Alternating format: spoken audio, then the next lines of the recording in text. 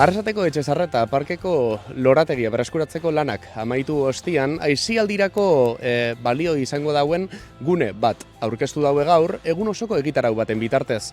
Pello Garai, Arrasateko udaleko teknikarixa, Pello, noiz abiatu zen parke hau eraberritzeko edo eta parke honen proiektua noiz hasi zen? Hasiera apurtzako katzeko, 2000 urtean bueltan izen zen hasiera, orduan Arrasateko udalak erosi zuen parkea, eta, ordutik ibili gara, beste, orain ikusi dugun hau ereitzen. Zer esan nahi du hori?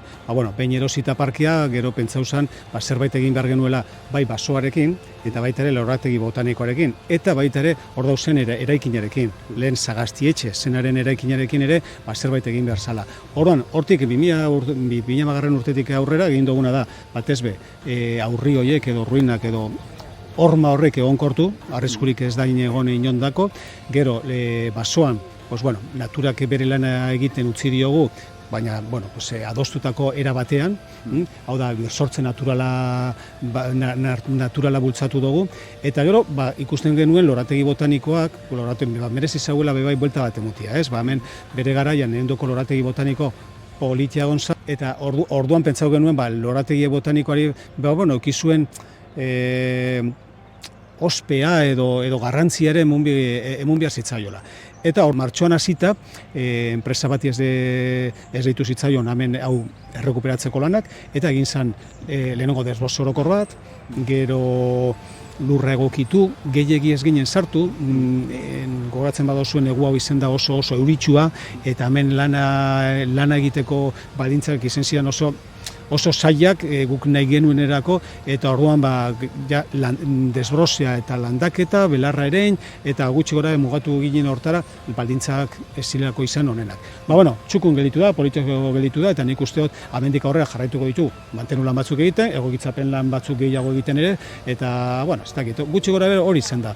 Historian diko leku bat da hau, eta konta iguzu mesedez, Pello, hemen nor bizi izan zen, edo eta pixkat, zelan izan zen azken urtietan hartu zauen norantza leku honek. 1700 eta 1973 urtean, badaude datuak hemen Sagaztietxea izeneko eraikin hau bazegoela, orduan baten bizi izan. Pentsa behar daukagu hemen etxe honetan zegoena zala Sagaztia handi bat zegoen, berak egiten zuen zagardoa eta ekarri zituen hortarako tolarea eta eundoko ezagutza pila bat zagardoa egiteko, eta gainera saldu egiten zauen, komerzializatzen zuen, hori bat, gero bai oso zalea zan ganauarekin, behiak eta bere korta bai orduan, ja zan modernoena, behia eukien urkorrantea, askak, azulejoak eta baldozak bai bazeuden horre kortan, oiategia zeukan, eta horrek eskatzen zauen eskulan handia. Eta, aparte berak etxean bebai, alako liburutegi eta gaur etxea hainbeste gonbidatuekin, eta jende asko mugitzen zen inguru hontan. Lanean, boladatan, eta horrek inpaktu ekonomiko handia eukizuen. Eta gero, azkeneko datua da, 1994 urtean, hemen hilzala Rafael Ariza Etxezarreta. Izen zen hemengo biztanlea, azkeneko biztanlea.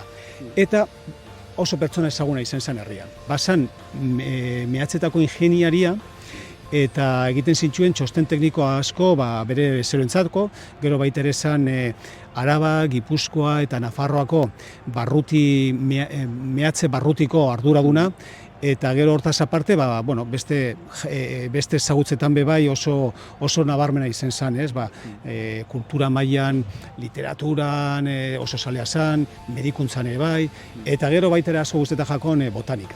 Eta horretxegatik bere parke botaniko hau berak diseinatu zuen, eta bera joan zen, 1909 urtean aipatzen dira lehenengo landaketak hasi zirela, eta ordutik eta bizizezen arte, joan zen osatzen bere lorategi botaniko hau. Egun aproposa izan da naturgune hau aurkezteko, eta bizita gidatua zeuk gidatu dozu hementxe gainien, eta parkian ziar azaldu dozu zeintzuk izan dien aldaketak, eta baita zein izan den historia, ezta? Pello nola junda, jendetza etorri da, posik ikusi jakie, gainera gustura ikusi jakie, zela ikusi oso zeuk bizita gidatu hori?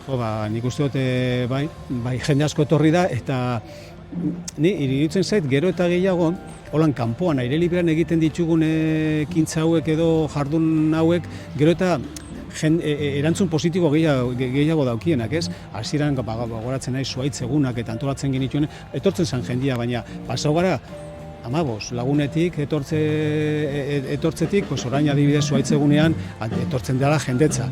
Gaur ere, hemen aire librean egin dugun, aurkezpen publiko hontar ere, jende pila bat etorri da. Erreka garbiketa antolatzen dugunean ere, parte hartza handia dago.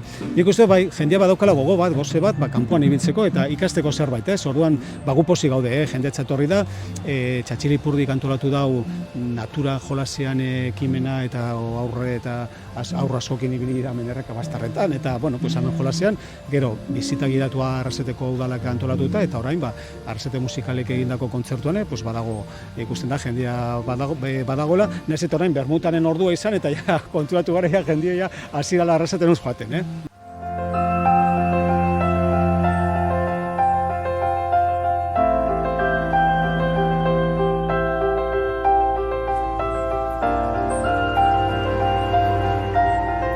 Iñaki Garmendi arduratu da, hain zuzen, parke honetako obran landareziaren inguruan, Iñaki. Ze egoeratan aurkitu zinuten parkia esku hartzen hasi aurretik? Nire parte hartzia izan da oso txikia, ni ez naz honen arduraduna, ez da gutxiagoripe. Nire parte hartzia izan da aportazio txiki bat. Egoera oso... naturak berreskuratuta zeukon, ez berreskuratze prozesu, baizik eta berreskuratuta zeuen basua jardinaren bertan sortuta zeuen, sasitzai 3 metrotik gorakua, eta bertatik ibiltzia zan abentura bat. Desagerta kamuflatuta, tapatuta eusen bertako landara ornamental gehienak. Arbola handiak izan ezik, bai? Begiratu besteik ez daukotzue enborretara, noraino iristen ziren sasiak eta hienak, eta 1920 hasierako landara tipoa landatu da, eta beste batzuk gaur egungo landarak, baina tokira egokiak izango dienak. Peiok aipatu duzku, hemen parkian bertan, landara berri asko ekarri diela ona, edo eta landara batzuk gutxienez lehen ezienak ikusten. Zer ikusi leikegu ontxe, parke honetara etortzian, eta ze landara mota ikusi leiko? Jardina inzanean gehien bat koniferak landatu ziren, eta oingo interbentzio honetan konifera gutxi batzuk, baina gehien bat hostozabalak sartu dira.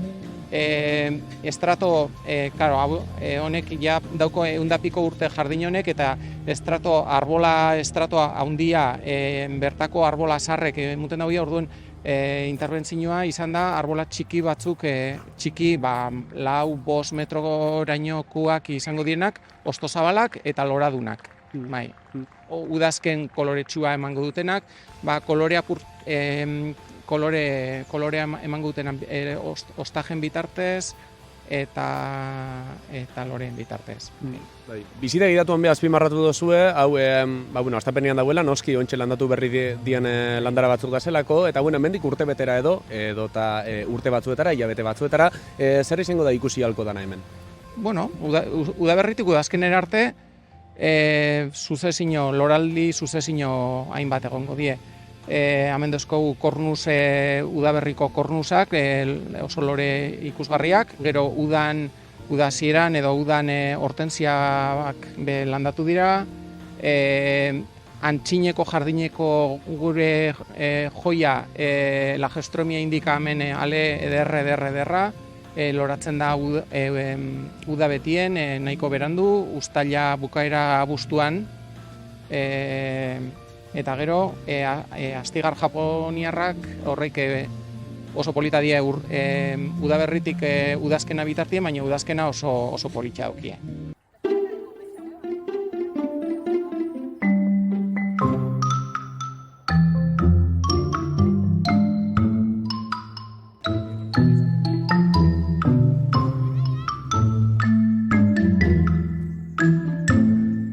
Arrasateko udalak Txatxilipurdikin batera antolatu du egun osoko egitarau hau, eta Iñaki Telleria Txatxilipurdiko arduradunetako bat gutxienez, Iñaki, konta iguzu mesedez, zer dela antolatu duzu hau elkarlanian udalakin, eta zerren baitan kokatzen da proiektu hau? Ados.